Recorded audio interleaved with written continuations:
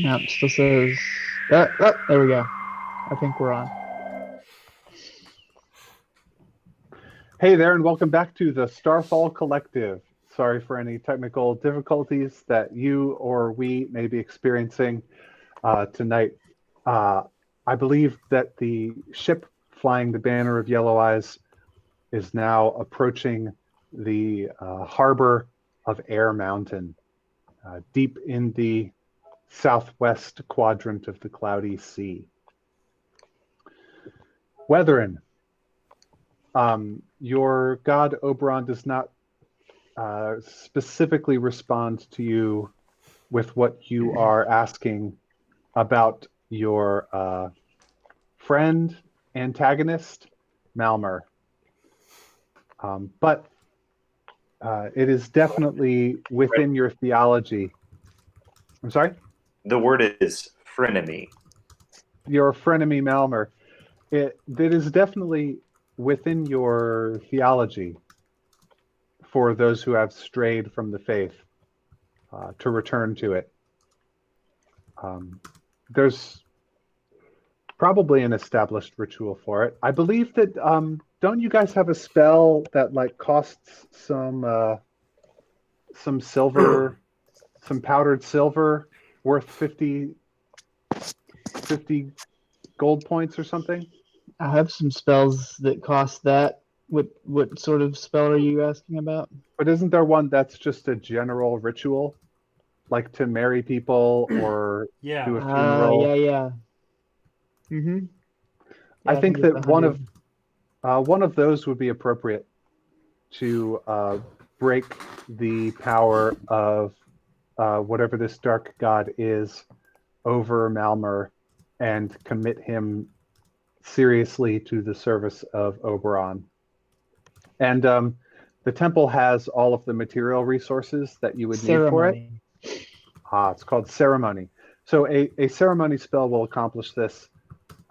Whether in the Temple of Yellow Eyes does have available to you any material resources that you need. You wouldn't have to spend your own stuff to get it done. But that is what would be appropriate for doing this. Josh, I told you that you could have a level up, you and Weatherin, after your last adventures. You're multi-classing?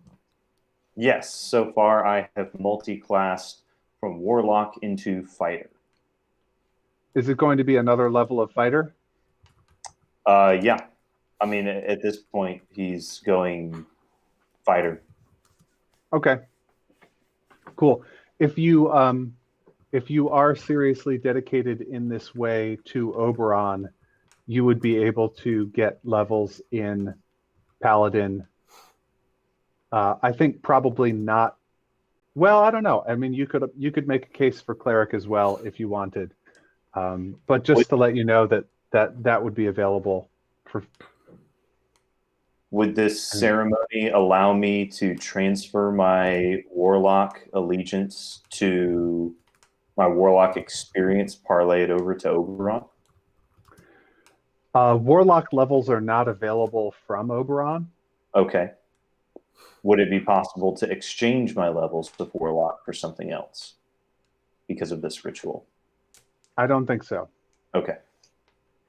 But what I was suggesting is that like your character hasn't really done anything but this since I told you you could level up. So if that most recent level, if you took a level of fighter for that, you could choose here to take a level of, instead of that fighter level, Okay. you could take one in paladin or one in cleric if you want. Don't worry about it. Maybe think about it in between episodes. Okay. Sounds good. Sounds good. Okay. Excellent. Thank you. Yeah. But that's, if you want to go this way, then that is a track for power from a god. If that god is Oberon, that power is going to come in the form of cleric or paladin levels. Okay. You have to find an evil god like Karen. Karen could give you more warlock levels. Pass. Hard She might also put an ear on your forehead in exchange for it. 9. She did that to at least one fellow. So I think what we're going to do, because we're close to 10 o'clock here, but here's what I want to do. The ship is drawing close. The news comes to Weatherin, and the news comes to Malmer that this ship is coming. It's a big event. Everybody who's everybody is gathering near the docks. You don't specifically know that your friends are aboard, but all of the other sailors are going down there. Weatherin, Yep. are you going to go and see this ship that is coming in that they're talking about? What time is it? It's sunset, drawing towards evening. And I can see the ship? Yeah, from where you are, you have. Yeah. I think before Waitern is really interested in his current objective of using the dagger and ladder and finding his stuff. But he is interested in seeing what's happening on the ship. There's a commotion. It's got the Yellow Eyes flag, so he's going to scry at the ship. Okay. Just like at the location, the ship. Pick a point on the ship. Sure.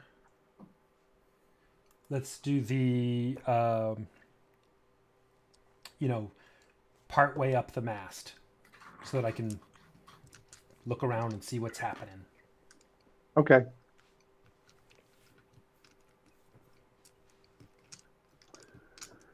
So the true sight is strange. Okay. Because true sight shows you what is really there. And I believe true sight also shows you things that are there on other planes. Actually, let me look this up real quick because I'm not sure.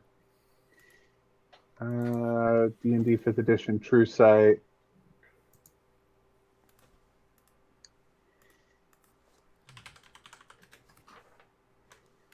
Oh, not all of the planes, actually. It's just the ethereal plane. So in the cloudy sea, there are many things that appear differently in true sight. Okay. Because true sight shows you things as they were before they were magically transformed. Like if something is magically disguised by transformation, like if it's polymorphed or whatever, you see the original form. So the whole cloudy sea looks different in a way that doesn't quite make sense to you, but you do see something in the ethereal plane when you use scrying on the ship, and it's as though the ship is like transparent when you look at it through the ethereal plane. Like ghostly, I can see a faint version of it. Yeah. Okay. Yeah. And like hanging from an ethereal rope just by her hands from one of the cross beams of the sail. Okay. Is this hideous hag with like long, stringy, terrible, dirty hair and I think I said a dark, like purple robe, just sort of dangling there with her feet on the rope, completely invisible to all aboard the ship. But when you look around, when you look up, you see this presence. This evil presence that is aboard.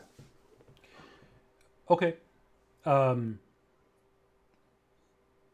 Not what. Also, there are tabaxi, there are lizard people, there are elves, and the different free races are represented aboard this ship in their ranks as they gather up their things, preparing to disembark. Okay. Is it at the dock right now? The ship? It is just coming in. Okay. Basically, Watherin kind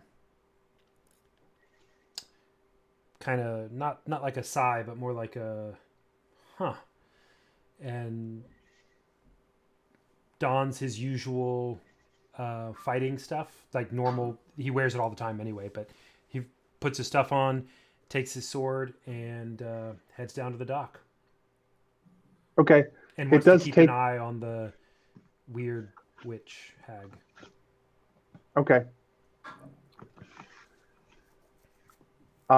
In the time that it takes you to get from where you're perched to down to the dock, because you're not in. I mean, actually, you can fly down there quite quickly, but to climb down as your normal elven form will take you a good while, like 45 minutes. Okay. It's a whole city.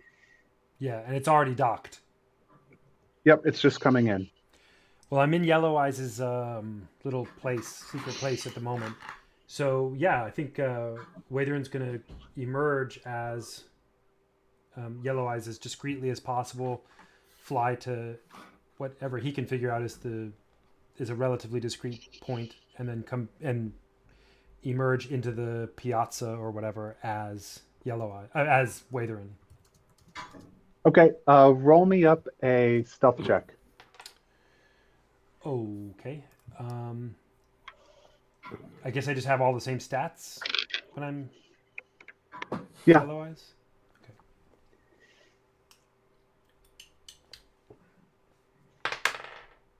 17.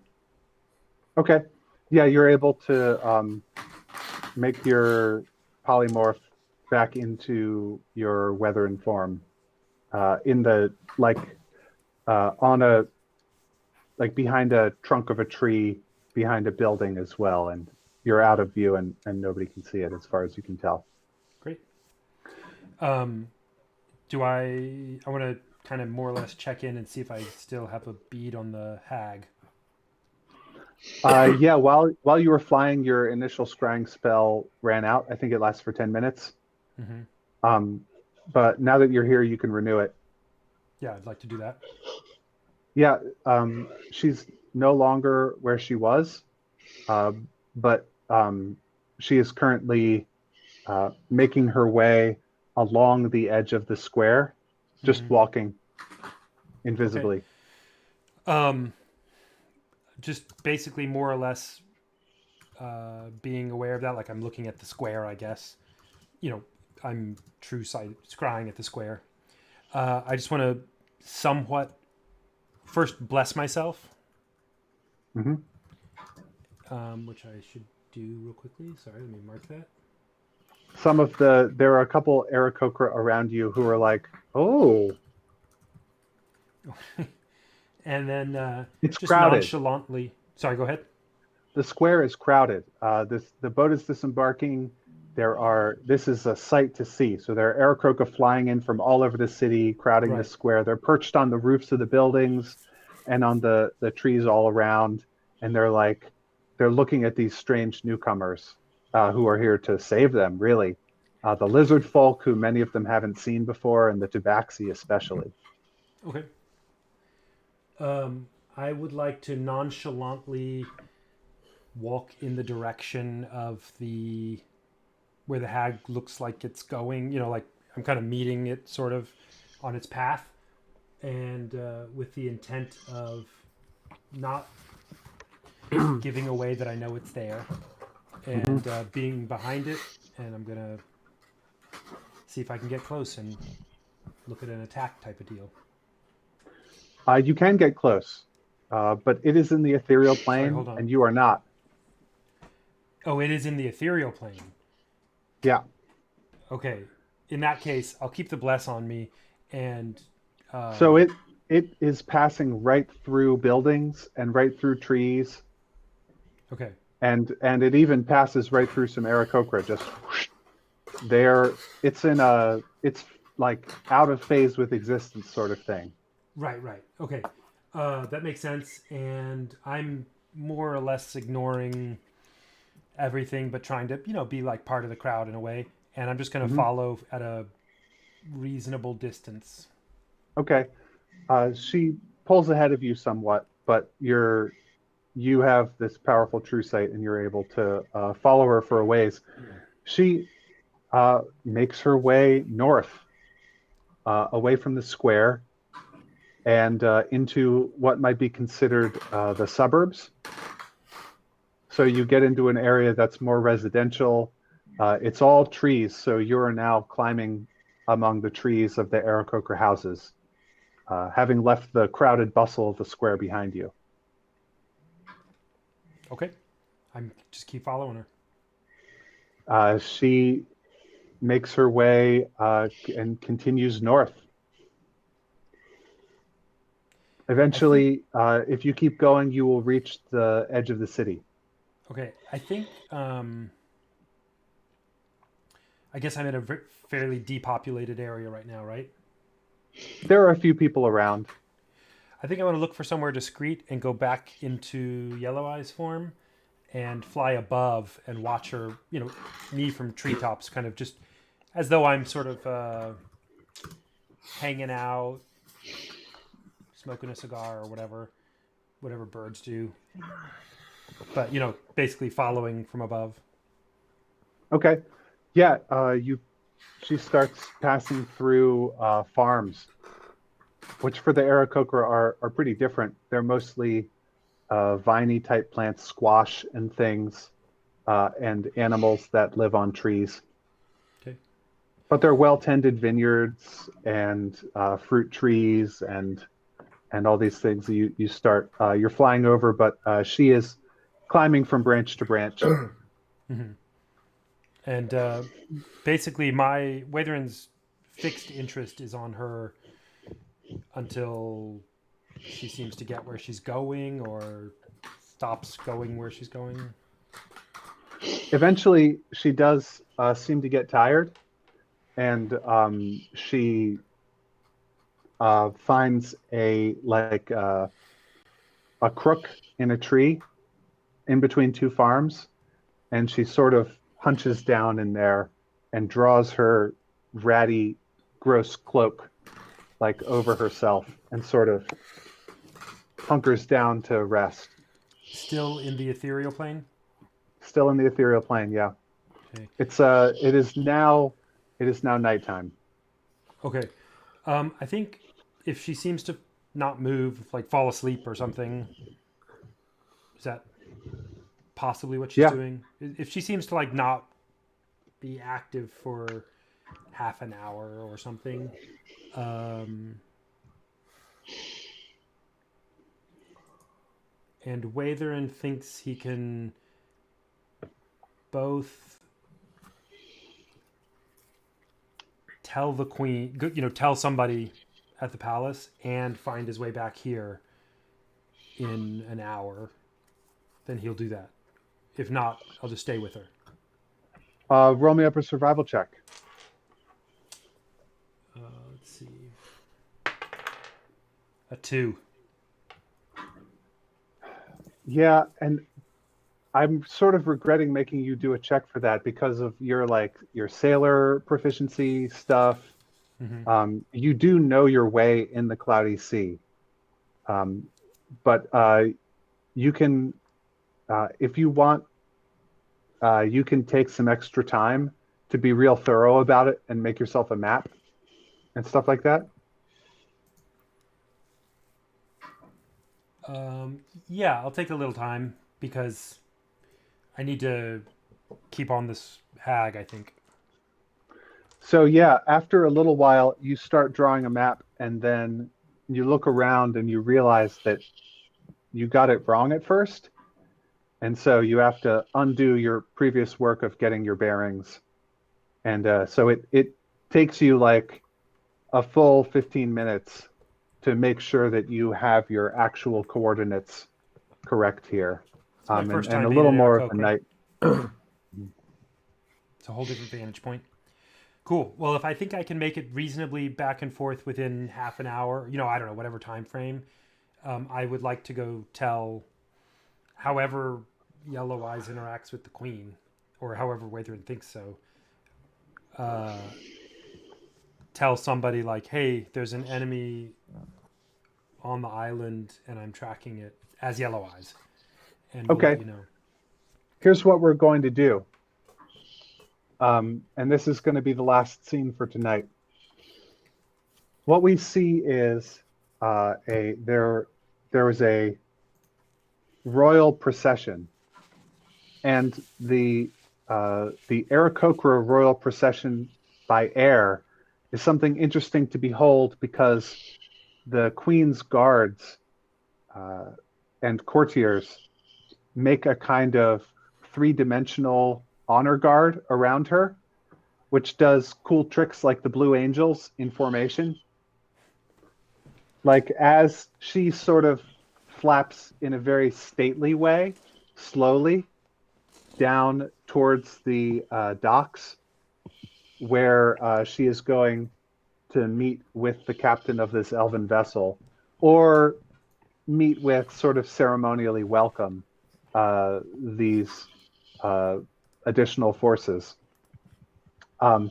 They are spinning around her in formation and doing all sorts of cool tricks.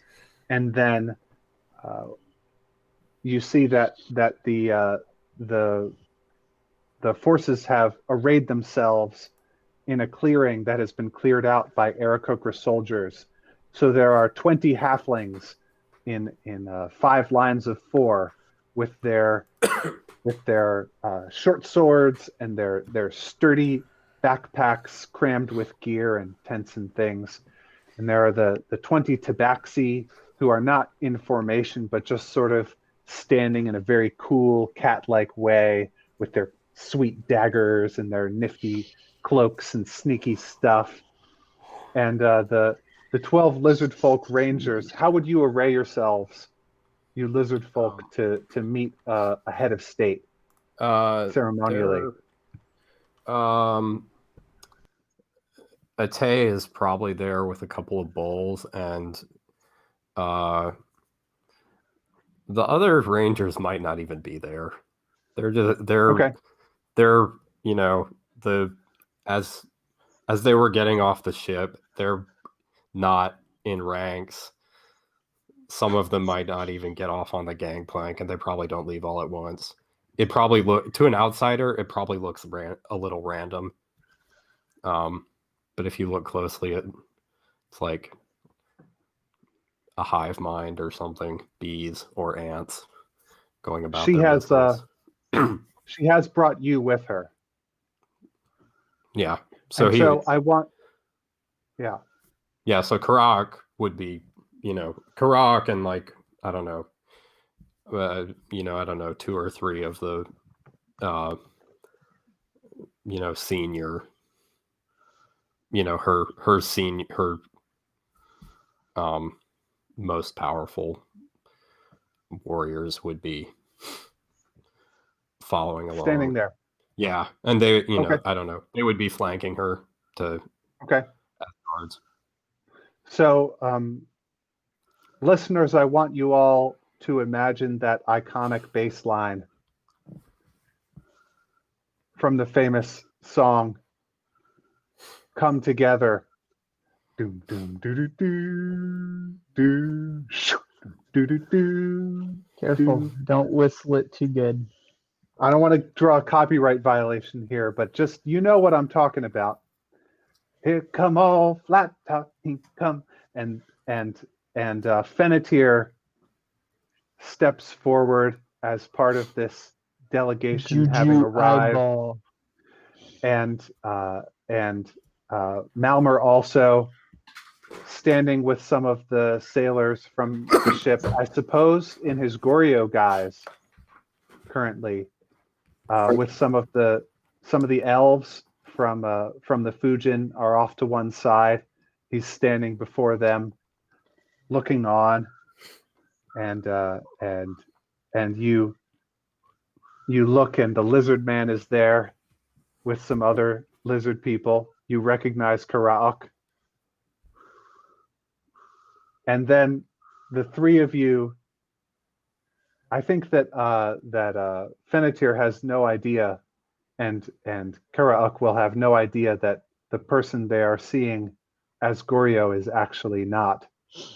But the three adventurers have come together at last again in the same place when Weatherin, also in a different form, flies up to the square where the queen and her officers are, and alights in a hidden place to make his transformation from Aarakocra back to Elven Paladin, and steps out into the group, into the open space, where at last our 4 player characters are in the same place once again.